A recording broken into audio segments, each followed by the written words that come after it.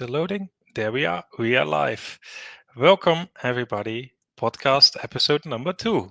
I'm very pleased to have Summa, like the season, Simmons as my second guest on this podcast. This is going to be a fun one. I talked to Summa once before, I think, and we vibed amazingly. So I prepared some really nice questions. I'm really curious about some of the answers, Summa. Feel free to answer to counter them, answer me questions. All non-rehearsed. I'm fine with that. Let's see how it goes.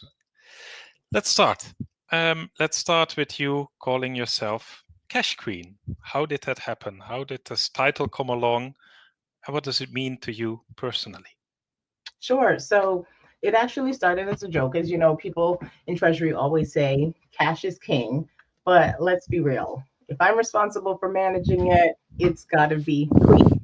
Yes. So a few, maybe weeks ago, Cash Queen was officially born when I made my LinkedIn action figure, because every hero needs an avatar. And while some wield swords, I carry a forecast and I look great in a crown. So that's how the Cash Queen was born. Very good. Very good. You should wear a crown in important meetings. I actually was trying to make Tiara Tuesday a real thing for a while, and it never quite took off. Like I would join the Okay. TV wearing my tiara, and no one would say anything. It would just be Uh, like, "Oh, okay, that's uh, happening." what's up with her? Yeah, These it was the crazy most people from awkward. Treasury. Yeah, so by like the third meeting of the day, I would take off the tiara because it didn't seem to be taking off. But in all seriousness, I do think that I believe I take work really seriously. I lead with precision, presence, and a little bit of sparkle. And working in retail and in fashion specifically, it's not just about style, right? It's important to me to have a strategy with a little bit of edge. Yeah, no, but that's all fine. I call myself jokingly. It started also as a joke, the Treasury Guru. Uh, I'm wearing my Treasury Guru shirt. Be your I own love guru. that branding. Be yourself. I think that's the most amazing advice you can give to everybody, and you do that on LinkedIn. So I appreciate that. Also personal development, but we'll come to that. Yeah. Um, on that a bit, I think Treasury is often seen as a bit conservative. I don't want to say boring. Let's use conservative. So, how do you personally infuse innovation into your treasury role? Patrick, that's a really good question. I like to call it executive disruption with receipts. So I'm not here to stir the pot. I'm here to upgrade the recipe, right? So whether it's champion smart automation or rethinking a legacy workflow or just asking the question that no one wants to ask, I love to challenge the response. We've always done it that way. Um, from a mindset perspective with facts, finesse, and just enough flair to not get on people's nerves. But I imagine that I thread that needle pretty finely. But innovation doesn't always have to be flashy technology. Sometimes it's building something that's DIT. Instead of do it yourself, it's do it together. So this model offers cross functional partners the opportunity to pull reports themselves rather than paying us for things that they need repeatedly. If we want to move the function forward, we really need to free up some space to think and not just respond. Yeah, no, I love that. Treasury as a standalone department is really nothing. It's usually 3 to 5 people, very dependent on other departments around you. Um, yes, you manage a bit of cash, maybe a lot of cash, maybe a bit of debt, maybe a lot of debt. But to optimize that, you need AP, you need procurement, you need strategy, FP&A, all those departments which are a bit treasury, that's those weird guys in this ivory tower doing this flashy stuff with derivatives. They talk to the banks, um, etc. I like that answer. Go out there, talk to the people, and do it together. Yes. Yes, Okay. that's right. Okay. Now a bit of a fun question. If treasury management were a Netflix series, how would Mm. the, how would the plot go? All right. So I think the name of the show would be something like money moves, the treasury files. And every episode would have a suspenseful blend of liquidity drama, a currency plot twist, and like a hedging subplot, all solved by a low key team of players dressed in business casual, of course, making $1 billion decisions before lunchtime. So if I had to marry it to something, it'd be like if Scandal and Billions had a baby without the handcuffs. Yes, yes, that makes sense, and it makes sense, and it's so relatable, Treasury. Yeah? It's all about how much money do we have, investment decisions. Personally, should I buy this expensive car, or Right. should I save for my retirement? What do my shareholders think, aka Right. my wife? Um, it's so relatable. Just few zeros at the end more, but what does it matter? Uh, That's how I right. actually learned how to manage a cash position. My leader at the time said, I want you to open up your bank account app, look at your bank balance, just add 6 zeros and go. Like, however you would manage your own money is how I want you to manage ours. Yes. Don't get caught up with the zeros, just truncate them. But in real life, like, be thoughtful about the level of fiduciary responsibility you have about your own money and think about our billions in the same way. And when you put it in those terms, it's not that bad, I suppose. No pressure whatsoever. Couple million, $100 million to be responsible for on a daily basis. No big deal. No big deal. Yeah, yeah, but I still see many clients or potential clients leaving money on the table because of this, because of it's not my money. Right. I care less about it. Oh, this money is safe at this bank account. Yes, it's returning 0%, but But it's it's a safe. bit of an effort. It's safe, yeah, but it could be safe elsewhere, returning 2% or even 3 or 4, That's right. depending on the currency. So, no, I agree. Yeah, okay. Um, Let's dive into the. I don't want to hear Victoria's secrets, but you're in retail. Yeah. Um, Retail treasury is always a bit different than normal treasury. It's about a lot of transactions. Um, just for the listeners out there, what's one lesson from retail treasury that any industry can benefit from? Yeah, I think certainly applicable to any industry, but timing is everything, right? In retail, liquidity isn't just projected, it's felt. You learn to move with the rhythm of the business. So if I think about that, whether we're having like a flash sale, like we put something on sale on our website for just an hour, or we have new inventory that drops, or we have our peak holiday demand, I really learned how to pivot, stay nimble, and always keep cash one step ahead. And that level of agility is a superpower in any industry. I think what's most fascinating about retail, having worked in other industries, it's the fastest I've ever actually seen cash move. So if we have a sale over the weekend, we're going to see that cash on Monday, right? Like if we put something on sale for an hour on the website, we're probably going to see that cash the very next day. So it's a really interesting place to be. In retail, we say you get a report card every day. And I think everybody in every part of the organization, whether it's merchandising or it's finance, you get a report card every day because you're able to see yesterday's sales and you get to see whether or not people are responding to what you have on the shelf. It's not like a utility company where the product and the service is what it is. You don't really get a report card because people can't just go and change gas providers overnight. From a healthcare perspective, you're kind of held hostage. Like if you need treatment for something, you're just going to pay for it. So it isn't the same dynamic when you're working in an environment that is primarily built on an emotional decision.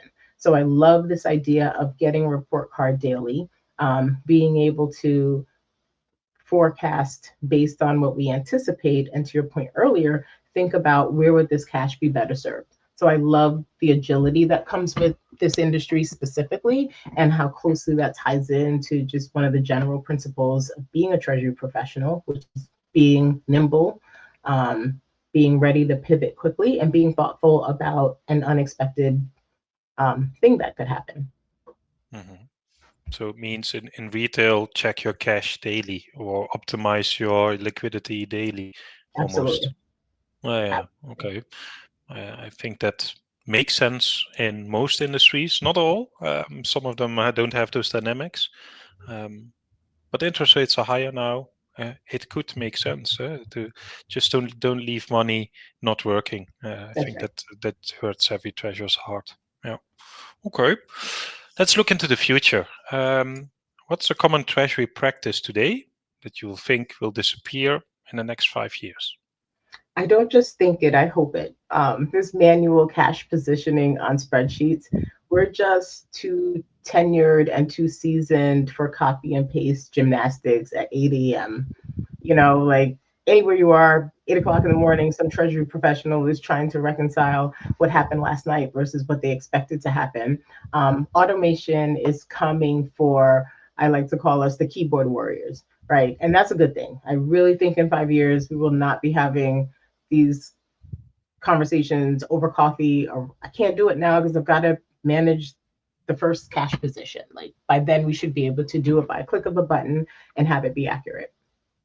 Yeah. And do we still need treasurers in 15 years? Absolutely. You'll always Very, need them. very Absolutely. good. The Yeah. role will look really different. I do think what we'll be focused on will be more strategic.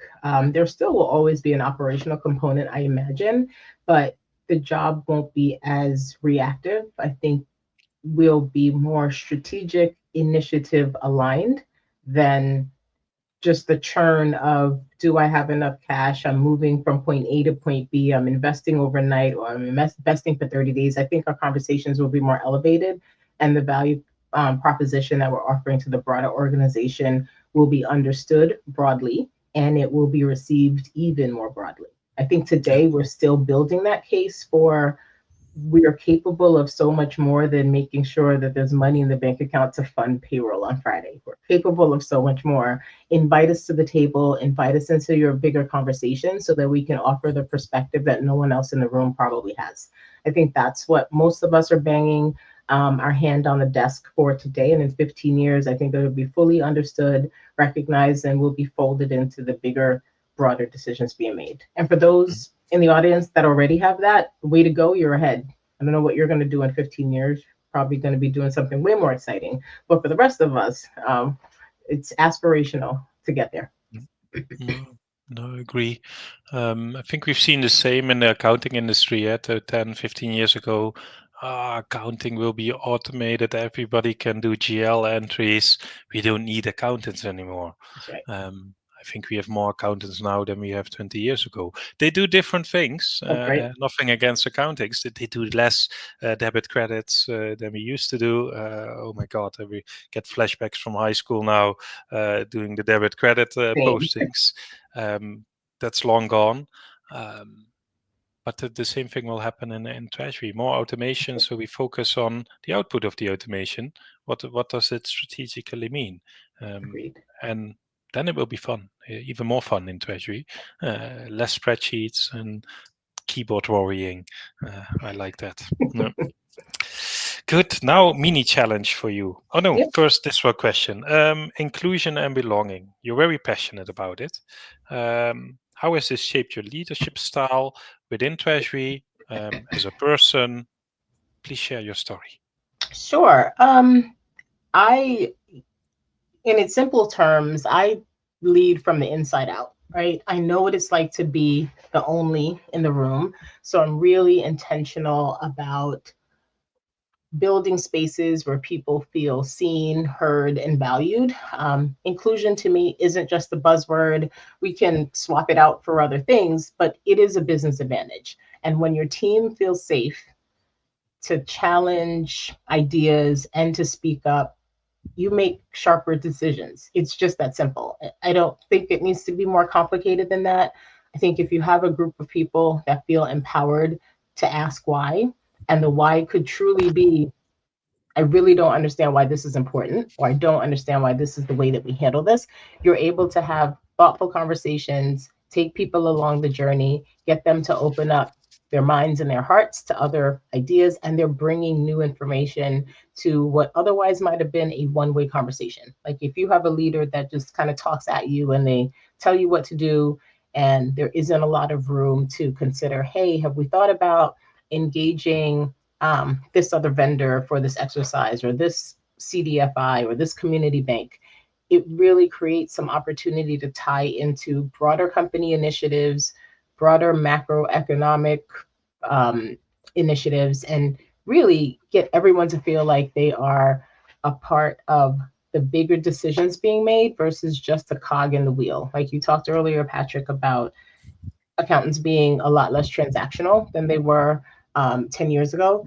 And that's where I think this idea of inclusion lends itself to Treasury. Like if you have someone new to Treasury and you invite them into the conversation, they may offer a perspective that no one's considered because we've just been having the same conversation, or it might lend itself to a broader conversation that might result in taking a call from a bank or a vendor that has been beating down your door for 18 months and you just didn't see the value in it.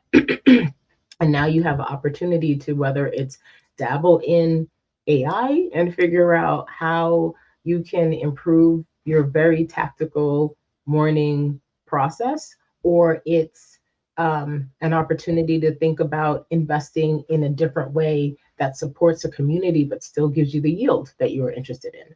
And I think some of that, might come from junior staff folks that are just curious. So Yes. that's where I see that idea of letting everybody have a seat at the table, letting them feel safe to ask the question and explore from there. I think very important, and not many juniors choose to be in treasury. I have a podcast next week with a junior, and he fell into it. How often do we hear that? I rolled into it, fell in love with it. I'm staying, Yeah, never leaving it, and which is okay, but not. We can do better. that's right. At universities, we have to make people enthusiastic. We handle the real cash, we handle the risk, we handle the balance sheet. We talk to banks. We don't sell the stuff at banks.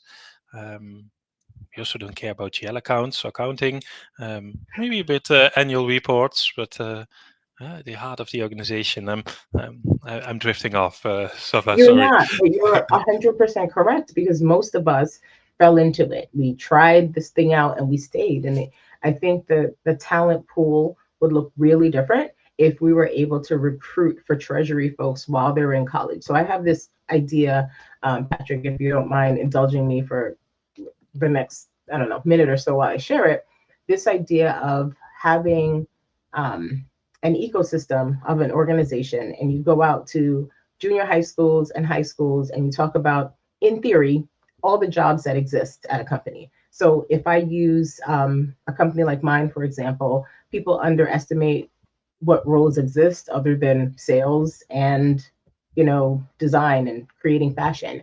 But we have chemists because we make perfume and we make lip Okay. gloss, and those are chemistry majors that are doing that. We have engineers that build things for us, whether it's the perfect design for shelving so that the customer gets the visual appeal that we're looking for, and also creating a safe environment so that display doesn't fall on someone.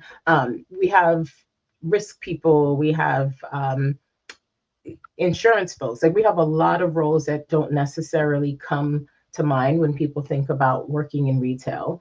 But I think if we had the opportunity to engage students when they're trying to figure out what they want to do when they grow up, and you bring in the nurses, the doctors, the lawyers, the accountants, and you bring in the treasury folks, and it would be cool if we could like come in with fake money and like make it rain. That would be fun. They would definitely Mm. remember us. But most people don't know that our jobs exist, right? They have no idea that the job exists. And I think if when I talk to teenagers and early career professionals and I describe what they do, they're like, man, if I knew that existed, I would have majored in it. I'm like, well, you can't really major in it, but whatever company you work for, if you're in an internship or like you're in a longer term rotation program, ask to spend time with the treasury team and be proactive. They're never going to tell you no, even if it's a shadow for a couple of hours. I think we just need to let people know that this exists earlier in their career so they can choose it versus, oh, I happen to step into this thing and I don't hate it. So if we can figure out how to, get this ecosystem of a finance organization in front of students, I think Treasury would win out way more than maybe Yes. FP&A. Right No, now, FP&A is the sexy discipline. In real life, I think we're the sexy discipline. yeah, I agree. You're totally not biased, Summer. Totally not. Not at Yeah. all. I'm an accountant by trade, but not biased at all. Not at But by all. passion, yeah, yeah. And there's a question from Johan in the chat. What do you think about bringing someone in internally and then training them? So outside of Treasury, and then training them, or would you hire somebody with Treasury knowledge, or I think somebody from university directly, as you said? if I'm being honest, I think the person from university that demonstrates passion and grit and excitement and curiosity, selfishly, you can build that person into exactly what you want them to be because they don't have any other experiences to compare it to. But Yeah, more importantly, they're bringing a very academic lens to something that is increasingly practical, but they're also bringing technology that maybe we're not thinking about because we're so caught up in Excel is what we use and this is how we do it. This young person straight out of write like the SQL program that can run the cash position for us that we may not have the experience to do. And they're going to ask enough whys that we might challenge the way that we're currently doing things. I think some roles require a bit more experience, but I think most jobs in finance can be taught, and I think treasury is one of them. I wouldn't put this new person out, to go close a deal tomorrow, but I would certainly invite them in to manage the cash position, understand the intercompany settlement process, and absolutely invite them into the deal process so they can see this is our big moment that we get maybe a couple times a year. And this is how all of these small things that we do daily play into this. And this is why it's important. yeah. No, I love it. Higher for passion and less for CV and school. No, fully agree. I have the perfect next question for that. Um, Imagine you have 1 minute with your CEO, CFO. They're skeptical about treasury. Those are those guys in this ivory tower. Um, what do you pitch him that or convince him treasury is a strategic function and very important for the company? Elevator pitch. Only 1 minute. Got it. Okay. So I'm fortunate. We have a new CEO, and she's a she, and I've not met her in person. So this is really good practice for me. And I would Mm, say to her, we manage the three things that your business can't afford to mess up: cash, capital, and risk. Treasury makes sure you're liquid when opportunity strikes, funded when growth calls, and protected when the unexpected hits. We don't just track your runway, we help you take off. That's what I would say. Ooh, this is a nice one. If way within the minute, I think you get immediate CEO buy-in. You need to set that meeting, Summer. Definitely need to set up that meeting. Okay, that relates to the next question. The strangest misconception about treasury you've ever heard. So beyond like the Scrooge McDuck visual that people have of just playing in cash, I think most people just think that we sit in a room like a vault and there's cash sitting in a closet someplace. And when they ask for it, we just count it out and dole it out. But I think worse than that, I think people just think we move money from place to place.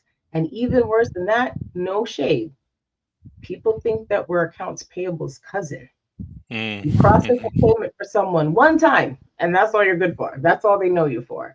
But this group, better than anyone, obviously knows that Treasury is so much more than that. But the more time I spend with people within finance that don't know what Treasury is, the more creative it gets. Like they're like, you're allowed to walk around the office. Who's watching the cash? The bank, where it's sitting. Is your cash sitting in your house with you, or is it in your bank account? So it's nice to get out and be among the people and prove that we are normal human beings and we don't just carry and lug bags of cash from room to room, that we play in Excel. We are, spreadsheet warriors like everyone else, but we also have this strategic lens that we play and a risk lens that we also work from and how that all ties together. And it is nice. No one ever forgets us because if something happens, the text that I will always get, are we going to get paid on Friday? That's all I care about. Is there enough money to pay us on Friday? And so, Yeah. you'll never be forgotten. No, you shouldn't. You should say no for once. And are we paying you on Friday? No, I think payroll's next week. We haven't funded that. Would be fun We to were do hoping, yeah, with Halloween or something to carry around a suitcase and then piles of cash at the side sticking out and like I'm going on a holiday to the Caribbean. See you next that week, would be guys. awesome. I actually quite like that idea. Or maybe that's how we show up to the school with like a suitcase of cash with some sticking out, and everyone's going to say, that's the job that I want, the one that literally carries all the cash. Yes, yes. You need a bodyguard then, though. But For sure. And you're in that's New where York, rich right? people come into play. Yes. Yeah. That's Yes. where rich Yes. people come into play. We'll just travel Oh with my them God. and they'll get us armored cars and Yes. security detail. Yeah, that will be fun. That will be fun. Good. Let's talk technology. What's one piece of treasury tech you cannot live without anymore, and why? Um, so this is not the answer that you're prepared for, nor will you probably want. Honestly, my voice. I Okay. lost it for about a week recently and realized really quickly that this job runs on communication. Of course, I use tech, Teams, email, text, all the fancy dashboards. But what keeps everything moving when the tech is not teching is clarity, credibility, and being able to translate numbers into action in real time. And sometimes it's picking up the phone and saying, Patrick, I don't know what you're asking me in this email, but let me just explain to you what you need to know.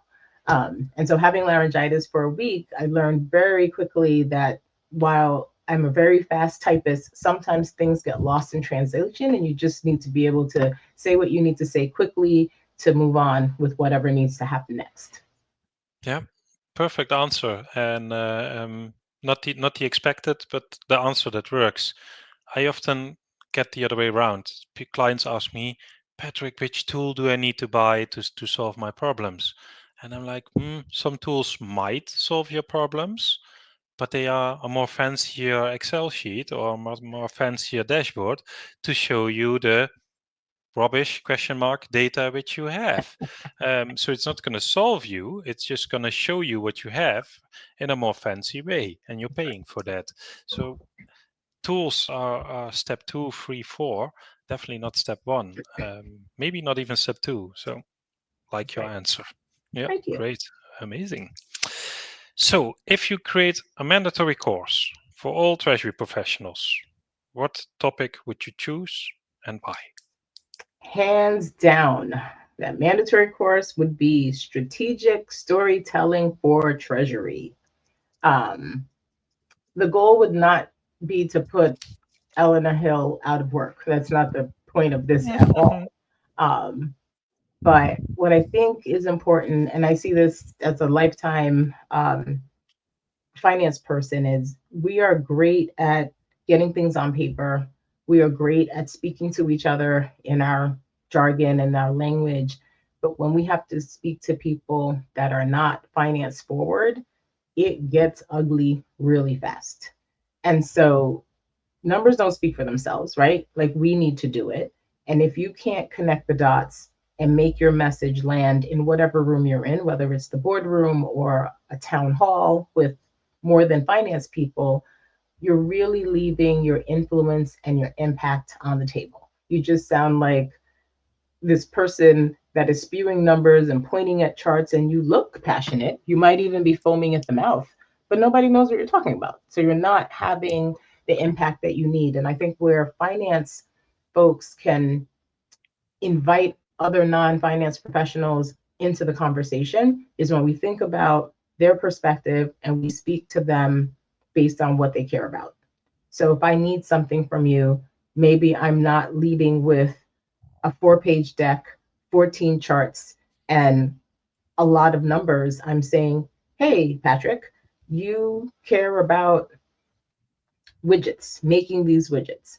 And what I want you to get from this conversation is I can help you make those widgets um, and minimize the cost of said widget if I can get your cash forecast sooner. If you can tell me how much money you think you're going to need for the components of the widget, I can work on that, and you have more time to negotiate with vendors to find the cheaper provider, et cetera, et cetera. But you've got to make it so that the other person feels like they're walking away more educated about a broader process and selfishly how it impacts them.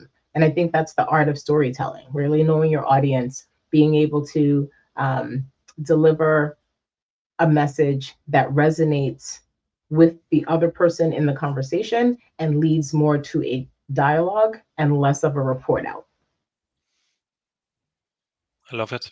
Fully agree. Soft skills have become much more important also for Treasury. We are number crunchers. We have to be good at that.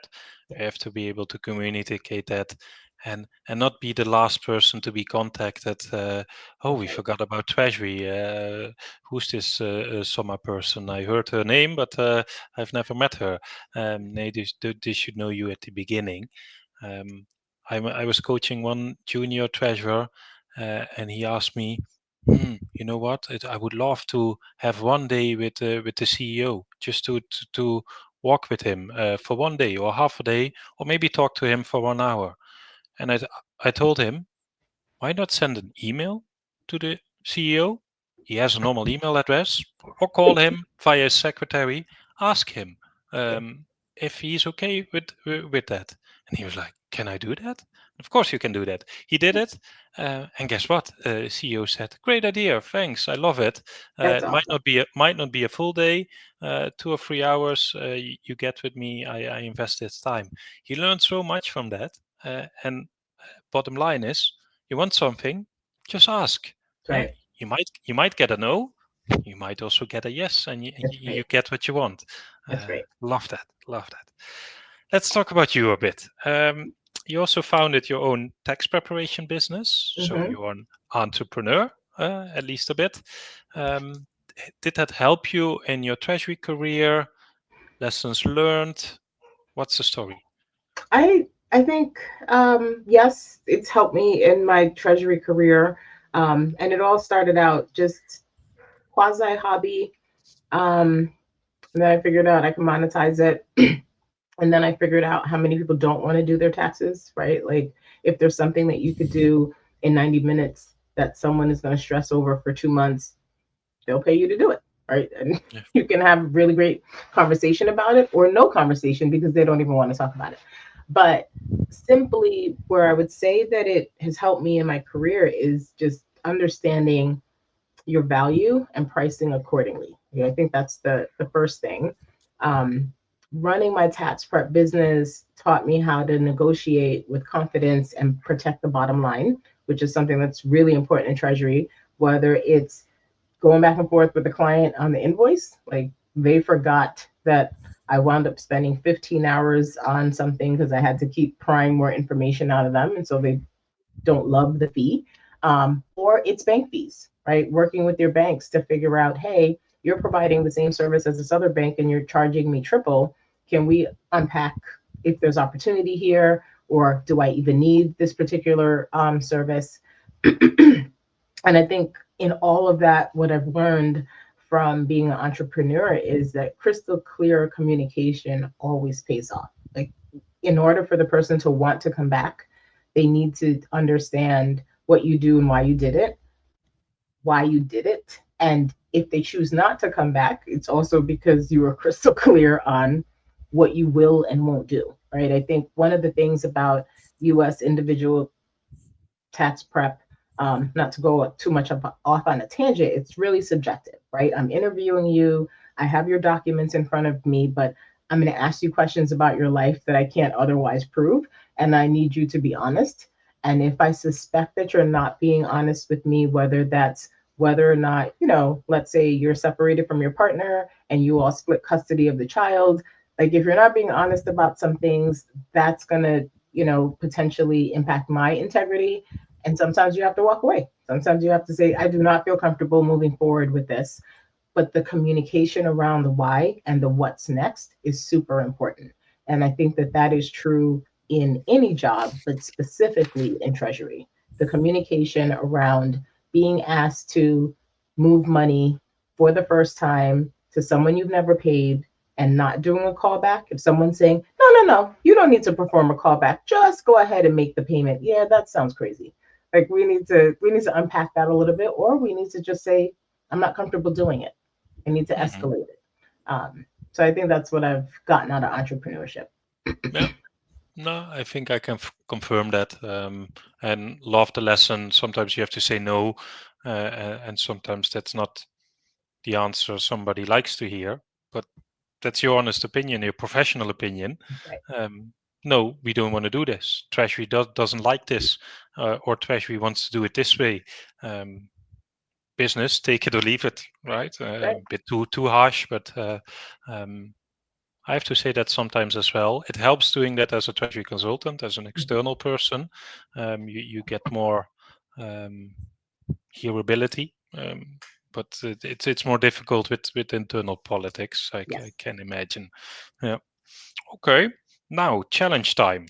You're at a birthday party. You meet somebody new, and you say, "I'm Summa. I work in treasury." And they look at you like, "Treasury? You handle the bills." How do you explain to a non-treasurer, non-financial, what treasury liquidity management is all about? Um, I think I would probably lean towards my CEO elevator pitch.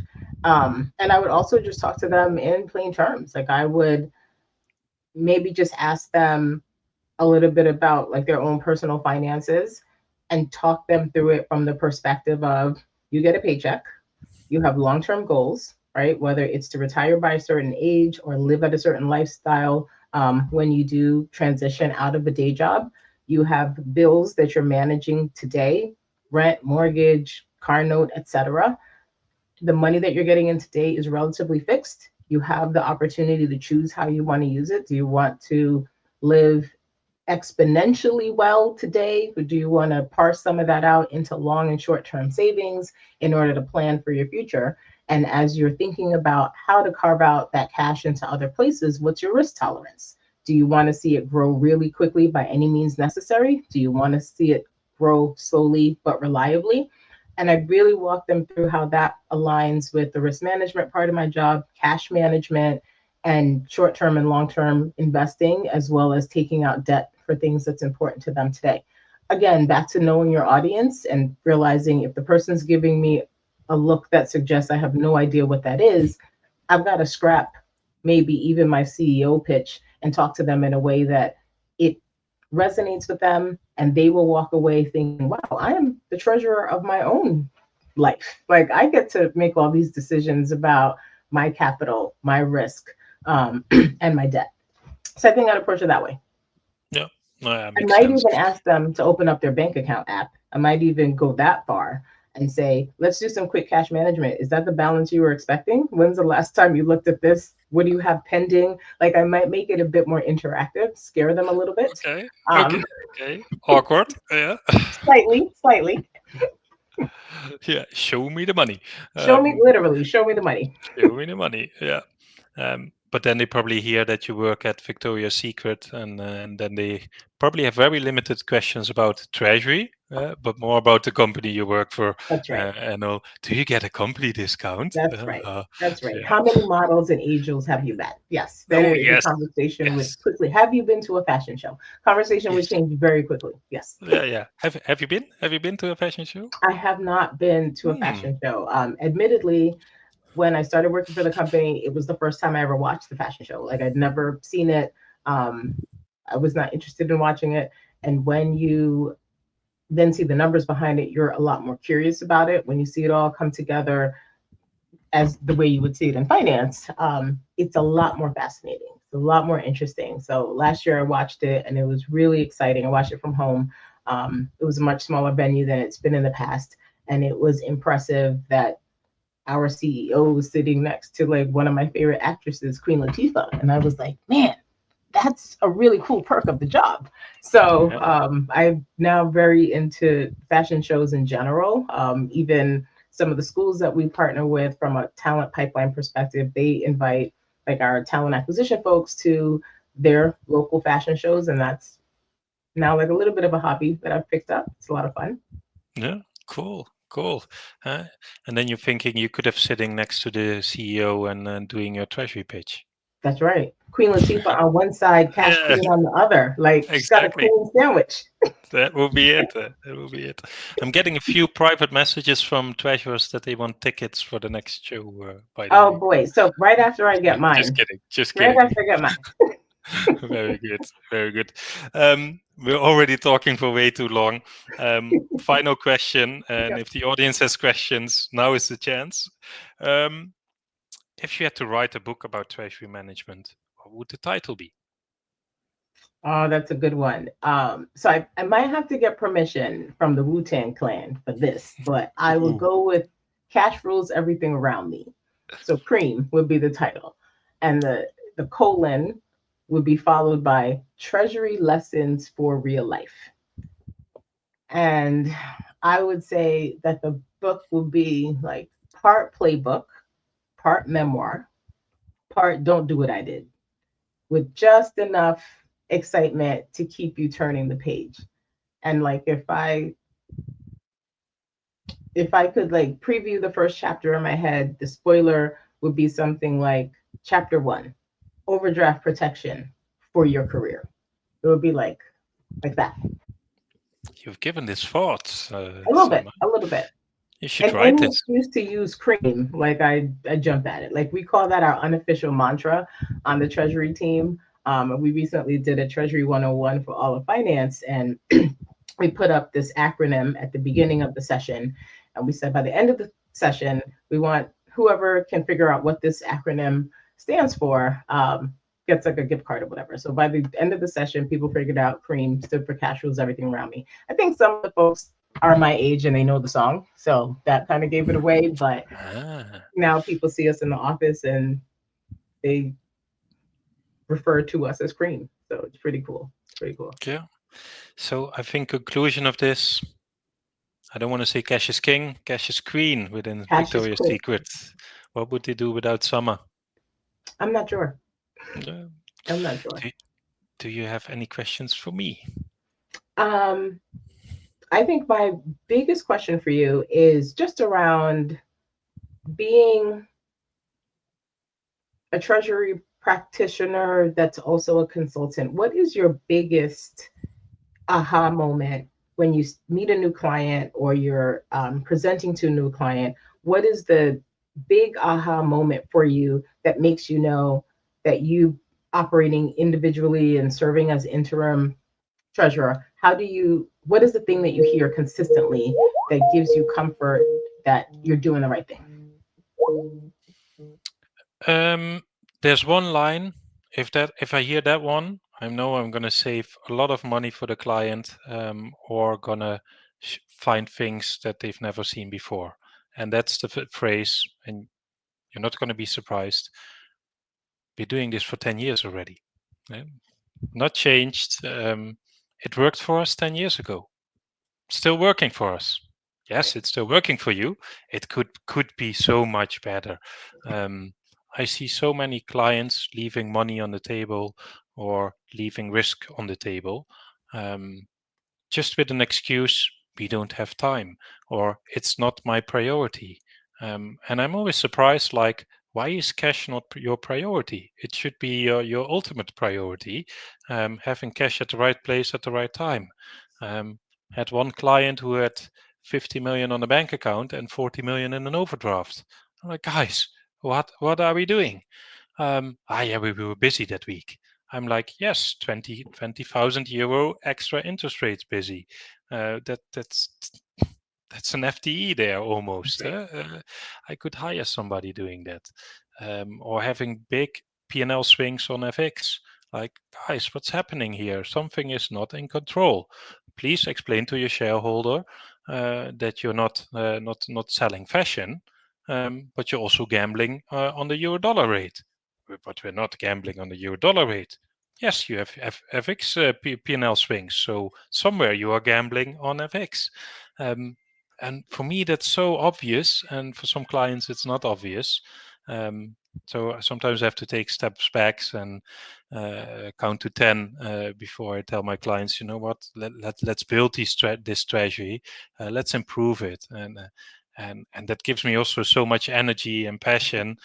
6 months down the road, I tell this client, we have a beer together, and I say, remember 6 months ago, 10 years, same things, what we're doing now, so much better, so much cheaper, making extra returns. This is amazing, right? And makes me happy, makes clients happy, and then I can peacefully move on to the next client. That's what I love doing. I would never go back to a permanent role. I can't do that. I really need projects, need change projects, implementations, consulting. Um, I also do hands-on support, but they get a free consultant with that. If I see things that are weird, I'm like, "Why are we doing this?